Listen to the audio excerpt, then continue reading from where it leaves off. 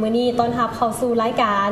เมืองลาววันนี้กับข้าพเจ้าสมภาพรสุวรรณามแหละข้าพเจ้าคำบางคุณลือซาเนาะเช่นเคยมาพบพ่อกับรายการของพวกเฮาเนาะเวลาเก่าเวลาเดิมทางสถานีโทรภาพลาวสตาร์แห่งนี้เราสามารถติดตามข่าวสารต่างๆความเคลื่อนไหวเหตุบ้านการเมืองที่ว่าเกิดขึ้นเนาะในแต่ละเขตแต่ละแขวงที่พวกเฮาจะได้นำมารวบรวมและก็รายงานให้กับทุกท่านได้ติดตามเป็นประจำเจ้าแม่แล้วท่านผู้ชมเนาะซึ่งวันในมื้อนี้ก็แม่นวันพฤหัสวันที่24พฤษภาคม2018ซึ่งกงกับมื้อขึ้น10ค่ำเดือน7ลาวพศ2561นั่นเองเนาะในระยะต่อไปของทางรายการท่านจะได้ติดตามในระยะของพยากรณ์อากาศและทันเหตุพบกับรัฐไพวันสอประเสริฐ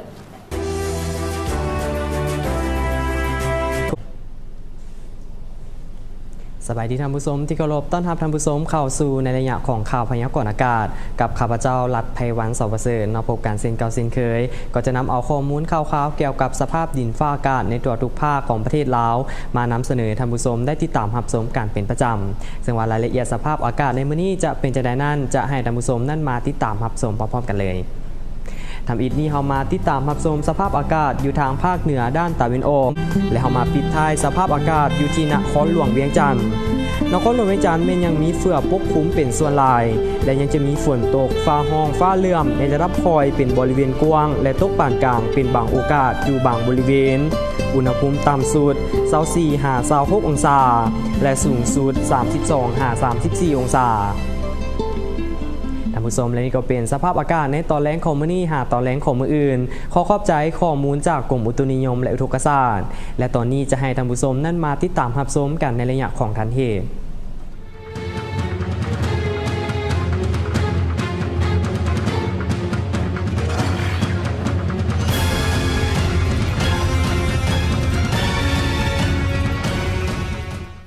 ชีวิตไปที่วัดจีนนครหลวงเวียงจันทน์ต่อไปจากท่านผู้ชมและนี่ก็เป็นเรื่องราวเหตุการณ์ต่างๆที่ว่าเกิดขึ้นภายในรอบวันที่ทางทีมงานรายการของพวกเราได้นำมาเสนอท่านผู้ชมได้ติดตามรับชมกันและก่อนจะไปพักกันนี้จะให้ท่านผู้ชมนั่นมาติดตามรับชมประชาสัมพันธ์ที่ดีจากบริษัทปิโตรเลียมเทรดดิ้งลาวมหาชนกันตื่มตอนนี้จะให้ท่านผู้ชมนั่นไปพักกันก่อนระยะหน้าจะให้ท่านผู้ชมนั่นได้มาติดตามรับชมการนำเสนอข่าวๆของกีฬาทางภายในและต่างประเทศพบกับสุขสาวขอนแก้วขุนพล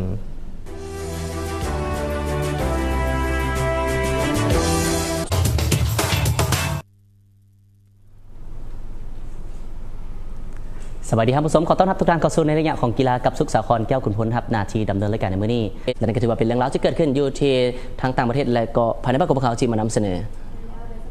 นักกีฬาโดยเฉพาะแมนรุ่นมหาวิทยาลัยแห่งชาติที่ว่าได้มีการไปแข่งขันกีฬามิตรภาพแลกเปลี่ยนประสบการณ์มิตรภาพและก็เรื่องของกีฬาอยู่ในต่างประเทศเพราะว่าเขาไปแข่งกีฬาแล้วก็ยังจะมีวัฒนธรรมเด็กวัฒนธรรมคือการเอกอัครนงใจคืออาจจะมีแบบเป็นเต้นบัสโลกก็เป็นได้นะมีการแลกเปลี่ยนหลายๆอย่างว่าเป็นในเรื่องของกีฬาเนวัฒนธรรมเนแล้วก็ได้หมู่เพื่อนใหม่ๆพอแมนเนาะอันนี้ก็ฝากกันไว้เติมสำหรับในเรื่องราวของกีฬาได้หมดเวลาลงแล้วข้าพเจ้าสุขสาครแก้วขุนพลต้องขอลาไปก่อนสบายดี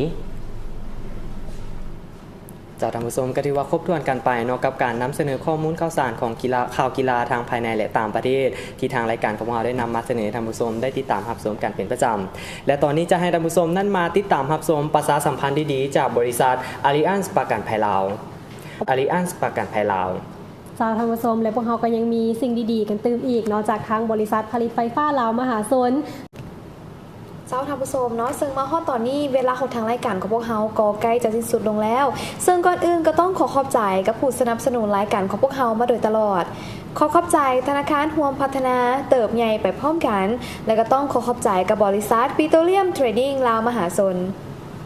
เจ้าและก็ต้องขอขอบใจกับบริษัท Allianz ประกันภัยลาวต้องขอขอบใจกับบริษัทผลิตไฟฟ้าลาวมหาชนและก็ท่านผู้ชมทุกท่านเนาะที่ว่าติดตามรับชมรายการของพวกเราตั้งแต่ต้นจนจบแบบนี้และก็สามารถติดตามได้ทุกมื้อเลยวันจันทร์หาวันศุกร์เนาะอัปเดตข่าวสารต่างๆจากทางรายการของพวกเราได้สำหรับวันนี้เวลาของทางรายการหมดลงแล้วเนาะพวกเราทีมงานต้องขอลาท่านผู้ชมไปก่อนขอกล่าวคำว่าสบายดี